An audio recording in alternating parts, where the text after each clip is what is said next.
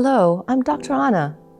During this global pandemic, we're coping with multiple stressors every day. It is common to feel fatigued and stressed. One of the best ways of maintaining strength is simply with proper sleep. The way the mind works is dependent on sleep. Sleep helps you to focus, make decisions, and be creative. Sleep affects how well you think, learn, work, react, and get along with others. When you sleep, your brain forms new pathways to process experiences you had, works on solutions to problems, and consolidate information into memory.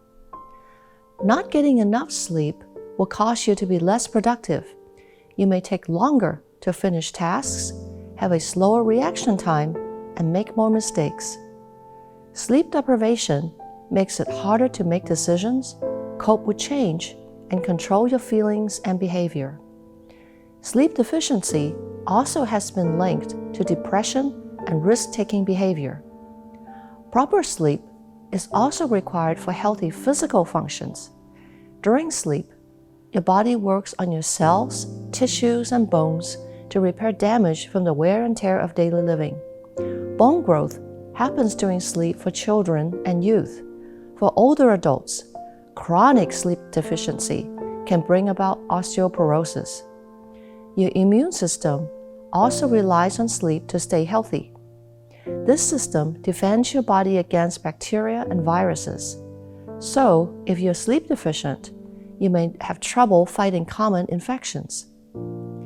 There are two types of sleep: non-dream sleep and dream sleep. Non-dream sleep happens before you start dreaming. It is for physical restoration. Muscles, tissues, cells, and other body parts heal themselves during this time. If you do a lot of physical work, like exercise, you will need a lot of non-dream sleep. Dream sleep works to recharge the mind. This is when the brain works to resolve issues, consolidates learning and memory, and clears out things that we don't need to remember. Dream sleep regenerates your mind so you can function well mentally. How you go into the two types of sleep is dependent on the sleep cycle. Human beings sleep in 90-minute cycles and wakes up briefly at the end of that time. Usually, we fall asleep again immediately, so we don't remember waking up. Dreaming occurs at the end of the 90-minute cycle and increases with each additional cycle. As the night goes on, we spend more and more time dreaming. For example, for the first 90-minute cycle, we may dream only 3 minutes.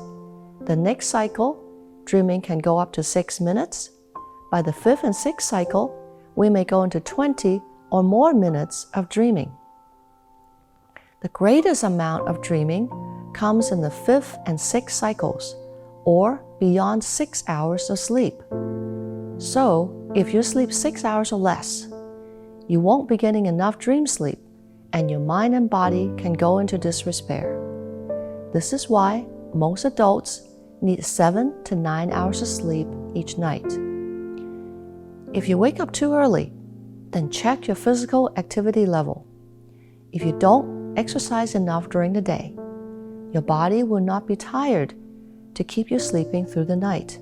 So you will not get enough dream sleep, which can lead to mental fuzziness and headaches.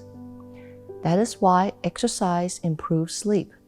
Having some muscle fatigue prolongs the need for non-dream sleep, so you can sleep beyond 6 hours to get enough dream sleep. Exercise also helps to use up extra adrenaline, which may keep you aroused and make it difficult to fall asleep. The best time to exercise is late afternoon or early evening, but not within 2 hours of bedtime. Exercise also helps to reduce anxiety and depression, which can cause insomnia.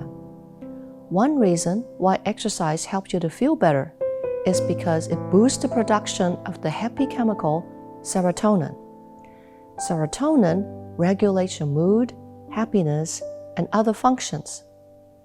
Around evening time, when the sun sets, your brain changes serotonin into melatonin. Melatonin is a hormone that induces sleep. Then, when the sun rises, your brain changes melatonin back into serotonin again. This cycle is about 24 hours long, and it is regulated by sunlight or bright lights. This is the normal body clock that God designed in our bodies. That is why it is important to darken your bedroom before bedtime and to have a lot of light when you wake up. To allow your body to follow the natural body clock, it is important to go to bed and get up about the same time every day, including weekends and holidays, unless you need to make up sleep. If for some reason you did not get enough sleep, then it's okay to make it up within 7 days, so it's fine to sleep in on the weekends. Give yourself at least an hour before bedtime to unwind. Avoid activities that will get your adrenaline going, like work, watching the news, checking social media, and so forth. Mental stimulation will make it harder to fall asleep. Make sure you have a quiet, cool, but not cold, and dark room for sleep. If noise is a problem, then use earplugs to block the sound. There are some soft plastic or silicone ones that can mold into the ear better. Avoid caffeine, nicotine, and alcohol in the evening. Caffeine and nicotine are stimulants and can keep you awake. Alcohol disturbs dream sleep, so it will affect your mental wellness. Use your bed only for sleep and sex. Do not eat, read, work, watch TV, go on the internet, or do other things there. It is important to associate the bed with sleep and not with wakeful activities. Whether or not to nap differs from person to person. If you already have a habit of napping and your nighttime sleep is not affected, then do what works for you. However, if you typically do not nap, then napping may affect your natural body clock, so it becomes harder to fall asleep at night. If you're dealing with anxiety or sleep problems, then practice relaxation techniques like slow, deep breathing, calming self-talk, and visualization. These tools are discussed in the videos called Overcome Anxiety, Parts 1 and 2. I encourage you to view them if you haven't already. Generally, occasional use of sleeping pills is okay. However, constant use creates dependency, so your brain depends on it and shuts down their own sleep-producing mechanisms. Sleeping pills can bring about grogginess during the day, and they may interact with other medications. It is also dangerous to drink alcohol if you're using a sleeping pill. The good news is that you can work toward better sleep without pills. The strategies that were discussed will help you to sleep better in the long run. These methods may not give you the instant fix that a pill does, but they are easy, safe, effective, and they produce long-lasting results. Developing good sleep habits will yield the best physical and mental health. Finally, know that God is with you. He holds you closely in the palm of His hands. He never slumbers nor sleeps, so you can trust Him to protect you in accordance to Psalm 3:5. I lie down at night and fall asleep. I awake in the morning, healthy, strong, vibrant, because the Eternal supports me.